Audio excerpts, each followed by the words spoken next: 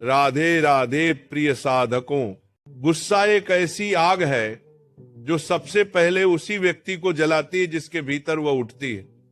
गुस्सा केवल मन की शांति को नष्ट नहीं करता, बल्कि रिश्तों को तोड़ देता है, सेहत को खराब कर देता है और इंसान की बुद्धि को भी कमजोर कर देता है। लेकिन सवाल यह है कि जब गुस्सा आए तो क्या करें? क्या इसे दबा दें? क्या इसे फूटने दें? या फिर ऐसा कुछ उपाय अपनाएं जिससे गुस्सा जड़ से ही शांत हो जाए? प्रिय साधकों, गुस्से से निपटने का उपाय बहुत सरल है, लेकिन उसके लिए धैर्य और अभ्यास चाहिए। गुस्सा क्यों आता है? सबसे पहले यह समझना जरूरी है कि गुस्सा क्यों आता है। गुस्सा तब आता है जब हमारी इच्छा पूरी नहीं होती, जब सामने वाला हमारी बात नहीं मानता, या जब हालात हमारे अनुकूल नहीं चलते। गुस्सा वास्तव में हमारी अपेक्षाओं का परिणाम है। गुस्सा तब भी आता है जब अहंकार को चोट लगती है, जब मनुष्य सोचता है कि मेरे साथ ऐसा क्यों हुआ, मुझे ये क्यों सहना पड़ा। तब भीतर से एक ज्वाला उठती है और वह गुस्से के रूप में बाहर आती है। गुस्सा शांत करने का पहला उपाय, श्वास पर नियंत्रण। जब भी गुस्सा आए तुरंत गहरी सांस लीजिए, 1 2 3, और धीरे धीरे छोड़िए। ये साधारण सा उपाय आपको तुरंत भीतर से शांत करना शुरू कर देगा, क्योंकि गुस्सा आते ही सांस तेज हो जाती है, और जब आप जानबूझकर उसे धीमा कर देते हैं तो भीतर का तूफान रुकने लगता है। दूसरा उपाय, मौन धारण करना। गुस्से की सबसे बड़ी गलती यह है कि हम तुरंत प्रतिक्रिया दे देते हैं। गुस्से में बोला गया एक कठोर शब्द जीवन भर का घाव दे सकता है। इसलिए जब भी गुस्सा आए मौन हो जाइए, कुछ देर के लिए बोलना बंद कर दीजिए। मौन आपको गलती से बचाएगा और सामने वाला भी शांत हो जाएगा। तीसरा उपाय, दृष्टि बदलना। गुस्से का एक बड़ा कारण है कि हम केवल अपनी दृष्टि से चीजों को देखते हैं। जब भी गुस्सा आए अपने आप से पूछिए, क्या यह वास्तव में उतना बड़ा है जितना मैं सोच रहा हूं? हो सकता है कि सामने वाला व्यक्ति मजबूरी में हो या अनजाने में गलती कर बैठा हो। जब हम दृष्टि बदलते हैं तो गुस्सा धीरे धीरे पिघल जाता है। चौथा उपाय, ईश्वर का स्मरण। प्रिय साधकों, गुस्सा मनुष्य की कमजोरी है, लेकिन प्रभु का नाम मनुष्य की सबसे बड़ी शक्ति है।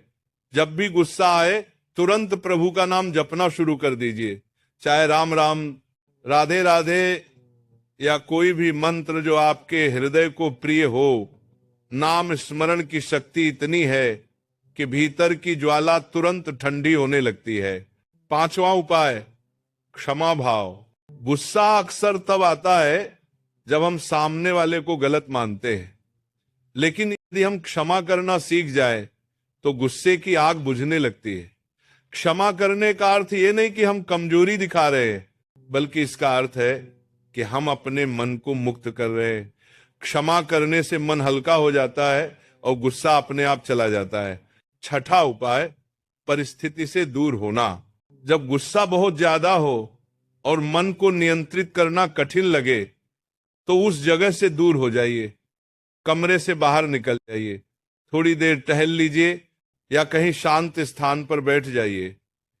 जब आप परिस्थिति से थोड़ी दूरी बना लेते हैं तो मन शांत हो जाता है और गुस्सा नियंत्रित हो जाता है।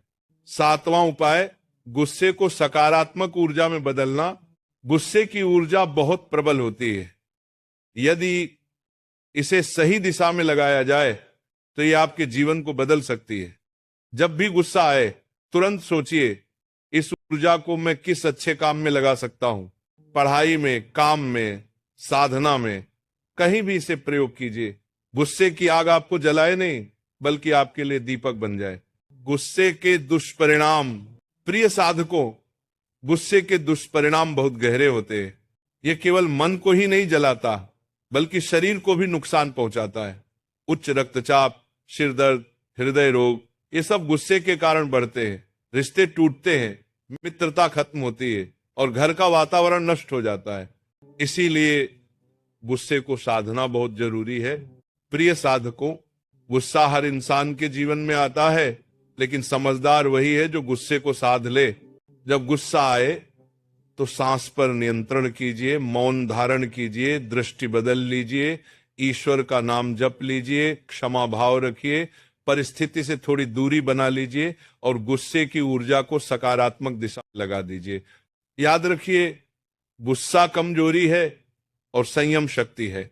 जो इंसान गुस्से को जीत लेता है वही जीवन में सच्चा विजेता बनता है।